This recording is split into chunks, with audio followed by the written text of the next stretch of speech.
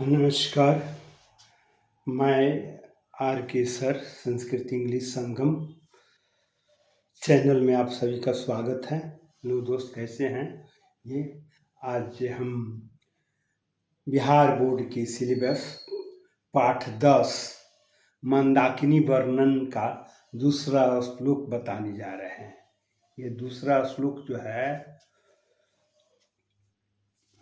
पहले पढ़ते हैं। नानाविधै तिरुरुहैर्मृतां पुष्पफलद्रुमैः राजन्तीं राजराजस्य नलिनीमिव सर्वतः। ये मंदाकिनी वर्णन 10वीं पाठ का दूसरा श्लोक है। पहला श्लोक उस दिन पढ़ाए थे हम।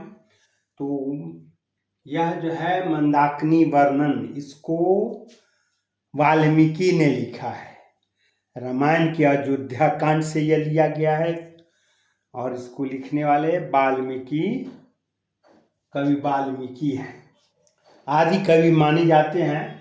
आइए तो के बारे में हम देखते हैं। नाना विधई, नाना विधई माने अनेक प्रकार के, नाना प्रकार के। तिरुरुहैर्वृतां, तीर कहते हैं किनारा, तट को, और रुहई माने उगे हुए, किनारों पर, वृता माने झुंड के झुंड, तो किनारों यानी तट पर उगे हुए झुंड के झुंड। क्या चीज उगे हुए हैं आगे देखिए। पुष्प फल द्रुमई, पुष्प माने फूल, और फल फल, अब द्रुमई, द्रुम माने वृक्ष, फूल और फल से युक्त, वृक्षय माने वृक्षों से। ये वृक्ष कैसा है? जिस वृक्ष में फूल भी है और फल भी है, उनको हम कहते हैं पुष्प फल द्रुमई। राजंतिम का अर्थ होता है सुशोभित होती हुई। राजराजस्य, राजाओं के, यानी यहाँ राजस्य का अर्थ होगा यहाँ पर कुबेर। नलिनी कहते हैं पोखर को, नलिनी व पोखर, तालाब जिसको बोलते हैं, पोखरा बोलते हैं। सर्वथा माने सब ओर, यहाँ राजराजस्य, देखिए कुबेर जो धन के मालिक होते हैं, कुबेर जो है अपने पास जो है तालाब जो है खुदवाए हुए हैं, और कुबेर उस तालाब के चारों ओर बहुत सुंदर सुंदर फूलों से, फूल लगाकर उस तालाब की शोभा को काफी उन्होंने बढ़ा दिया है। तो कुबेर के तालाब की शोभा बड़ी ही मनोहारी और अद्वितीय है। उसको देखने के बाद मन जो है हमारा मोहित हो जाता है। वो होता है राजस्य नलिनी, कुबेर का पोखर। जैसे जो है अर्थ है यहाँ पर कि जैसे ये भगवान राम सीता जी से कहते हैं कि मंदाकिनी नदी का जो तट है, राम जी सीता जी से कहते हैं कि मंदाकिनी नदी का जो तट है, उस तट पर नाना विधई, अनेक प्रकार के पुष्प फल द्रुमई, फल और फूलों से युक्त, द्रुमई माने वृक्ष, रुहई माने उगे हुए हैं।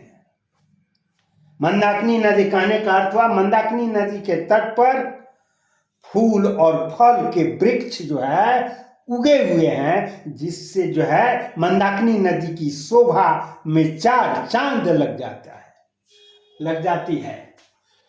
तो नाना विधई, अनेक प्रकार के फूलों से उगे हुए, अनेक प्रकार के फूलों से, फूल और फलों से मंदाकिनी नदी उसी तरह शोभा पा रही है जिस तरह कुबेर के पोखर की शोभा चारों ओर से रहता है, उसी तरह मंदाकिनी नदी की भी शोभा अद्वितीय है। यहाँ पर मंदाकिनी नदी की तुलना जो है कुबेर के पोखर से होने के कारण यहाँ उपमा अलंकार लक्षित होता है।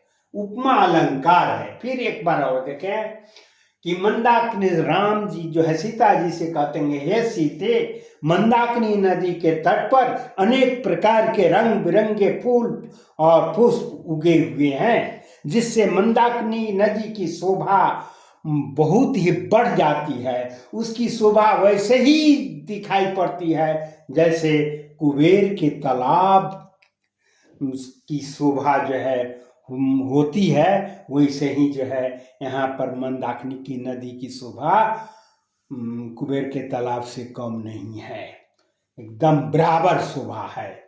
तो आइए फिर से हम देखते हैं कि नदी के तट पर अनेक प्रकार के फूलों